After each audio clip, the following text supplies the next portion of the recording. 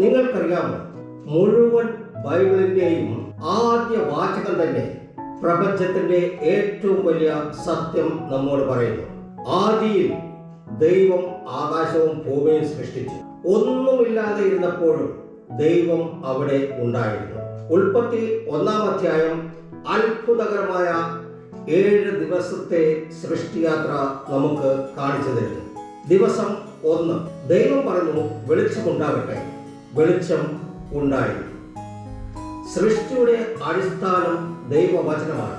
ദിവസം 2, ആകാശം സൃഷ്ടിക്കപ്പെട്ടു. മുകളിലുള്ള വെള്ളവും താഴെയുള്ള വെള്ളവും വേർതിരിക്കപ്പെട്ടു.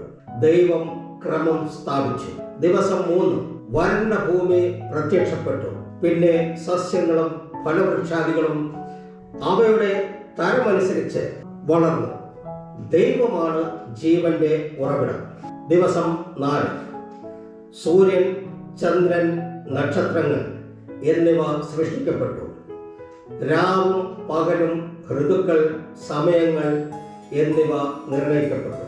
ദിവസം 5, കടലിലെ ജലജീവികളും ആകാശത്തിലെ പക്ഷികളും ചലനവും വൈവിധ്യവും സൃഷ്ടിയിലേക്ക് കൊണ്ടുവന്നു. ദിവസം 6, മൃഗങ്ങൾ സൃഷ്ടിക്കപ്പെട്ടു. ഒടുവിൽ മനുഷ്യനെ തൻ്റെ സ്വരൂപത്തിലും സാദൃശ്യത്തിലും സൃഷ്ടിക്കപ്പെട്ടു. അവൻ അവയ്ക്ക് ആധിപത്യവും ബുദ്ധിയും ലക്ഷ്യവും നൽകി. മനുഷ്യൻ സൃഷ്ടിയുടെ കിരീടമാണ്.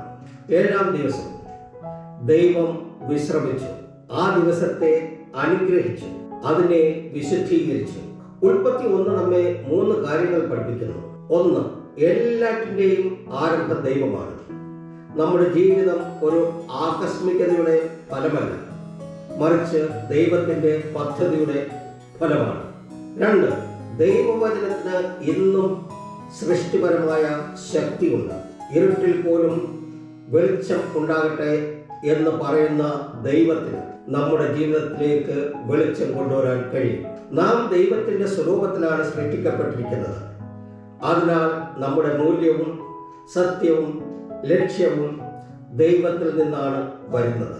നിങ്ങൾ സൃഷ്ടാവായ ദൈവത്തിൽ വിശ്വസിക്കുന്നുവെങ്കിൽ അവന് ഇന്നും നിങ്ങളുടെ ജീവിതത്തിന് ഒരു പുതിയ തുടക്കം കൊണ്ടുവരാൻ കഴിയും.